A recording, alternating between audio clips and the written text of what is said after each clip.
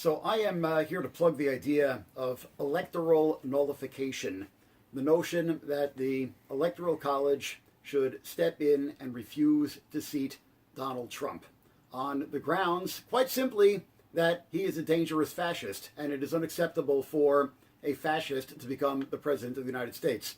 Now, if you don't think that Donald Trump is a fascist, I would say that you haven't been paying attention. You're either in denial or you haven't been paying attention for the past year. I think it's pretty obvious that he's a fascist.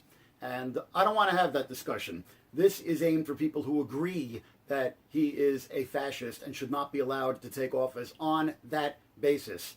So let me address some of the objections which I've heard from people who accept that he's a dangerous fascist, but nonetheless are not too crazy about the idea that the Electoral College should refuse to seat him. Well, the first objection which I'm hearing is that it would be a coup, and it would absolutely not be a coup. That is absolutely incorrect. It is absolutely legal, and it is absolutely constitutional. There are certain states where the electors are actually bound by law to actually cast their votes for the candidate that they're pledged for, but even in those states, the only thing that happens if they break the law is they get fined. They can still cast the vote for whatever candidate they want. And the vote still counts. The vote is still valid. The only thing that happens is they pay a fine. And even if we exclude those states, there are still 16 states which have where it's perfectly legal for an elector to cast a vote for a different candidate. And those 16 states have got enough electoral votes to make up the difference and to actually seat Hillary Clinton as the president.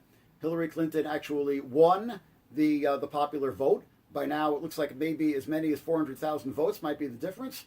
So that's a pretty significant spread.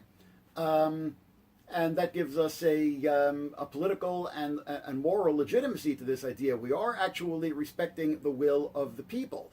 And not only is it legal, but it's constitutional. The Electoral College is in the Constitution. And it's in the Constitution for a reason. Now, of course, we all oppose the Electoral College. And we all want to see the Electoral College abolished. And in fact, it's the Electoral College which got us into this mess because it gives undue weight to the voters in the red states. So it's kind of an irony that right now the only thing which can save us and prevent Trump from taking office is the very institution which brought us Donald Trump in the first place, the Electoral College. And the Electoral College is in the Constitution for precisely this reason. You know, in both the left and the right have got strange ideas about the American Constitution. And for for a lot of the right, they have this idea that the Constitution is this divinely conceived document and that every word in it is absolutely flawless and sacred. And as long as you adhere to the original intent of the framers, as they put it, whereas a lot of people on the left, think that the Constitution is just this sinister conspiracy by the white male power structure, and neither of those are really taking into consideration what the Constitution actually does and the political forces which actually shaped the Constitution. So in fact, the Constitution was crafted by the white male and largely slaveholding aristocracy, and it does largely serve their interests. But very interesting, as it was being drafted in 1787, Shays' Rebellion was going on up in Massachusetts, and backwoods farmers who were actually veterans of the War of Independence, threatened with foreclosure of their lands by the big banks and so on, took up arms against the government, against the state militia. So this fear of the mob was definitely a motivating factor in the crafting of the Constitution.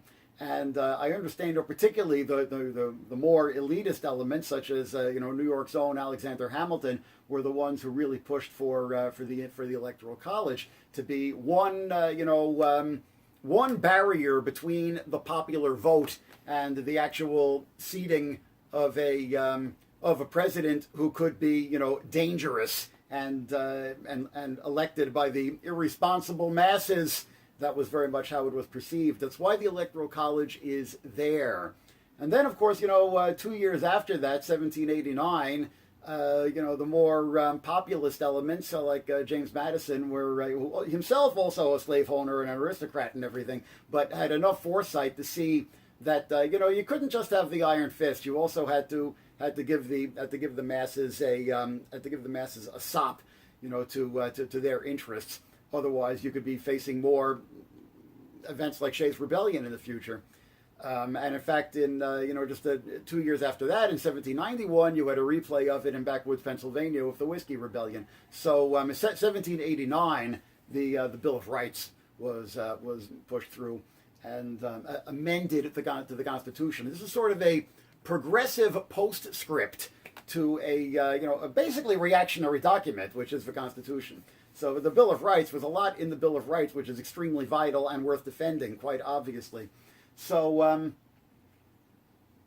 but meanwhile, here we are, faced with, an actual fascist about to take office, and the one barrier which now stands between us and that happening is the Electoral College actually doing what it was designed to do. So that's not a coup, okay? That is actually a constitutional mechanism. It's a constitutional mechanism which has never been used, but nonetheless, it is a constitutional mechanism. It is legal and it is constitutional for the electors to refuse to elect a president who is beyond the bounds of what was considered acceptable. And today, I would say that, the bounds of what is considered acceptable should be on basic fundamental anti-fascist principles, equal protection under the law, and fundamental constitutional rights, like those 10 amendments in the Bill of Rights, which obviously Trump is a grave threat to. So, maybe it's time for the Electoral College to actually do what it was designed to do one last time before we abolish it, so that we don't wind up in this mess again. Okay, the other objection which I hear is that it could lead to civil war. And I don't want to be glib. It could lead to civil war. But the reality is that Trump being seated as president could also lead to civil war. Could lead to, a great escalation, civil war, and the consolidation of a really dangerous dictatorship. So at least the electoral nullification strategy precludes that last possibility, the really dangerous dictatorship being consolidated under President Trump. So I think that despite the risks, it's the most responsible course of action at this point. It's the least risky course of action, despite the fact that it's got grave risks, because there isn't any risk-free course of action at this point. We are really in a very, very serious pickle. So we can't go into it with any illusions. It does hold serious risk of escalation and even civil war, but they are less than the risks of Trump actually being seated as president. And finally, the notion that it's unrealistic. And I agree, it is unrealistic. It's absolutely a long shot. It's very, very unlikely. It's utterly unprecedented in American history. But I will point out that this entire electoral season has been nothing but topsy-turvy surprises, and that the election of an actual fascist as president of the United States is also absolutely unprecedented in American history. And this is not to exonerate any of the absolutely monstrous presidents that we've had before. Either W. Bush or Poppy Bush or Reagan or Nixon. They were all horrible, but they were not fascist. And I'm using the word in a very, very precise way. Okay, I'm not just using it the way too many people on the left just use it as a baseball bat to beat their enemies with. I'm using it in a very narrow and rigorous sense. Donald Trump is a fascist. And the election of a real, live fascist as president of the United States is unprecedented, and this is what the Electoral College was designed to do. So maybe it's not all that realistic, but more to the point, even if you accept the fact that the odds of it actually working are very, very slim, it will position us well on the propaganda front. From the very beginning, we will be denying the legitimacy of Donald Trump as president. Very, very much as the Republican Party denied the legitimacy of Obama as president, except they did it on completely bullshit racist grounds, and we are going to be doing it on absolutely valid, legitimate, legal, constitutional, and principled anti-fascist grounds. So I think that it is tactically mandated, even if it does not succeed. So, and if it does not succeed, then we will be better positioned to do what we are going to need to go on to do after that, which is to build a vigorous, militant, unflinching, pro-democratic civil resistance movement in this country. So that's my story, and I'm sticking to it.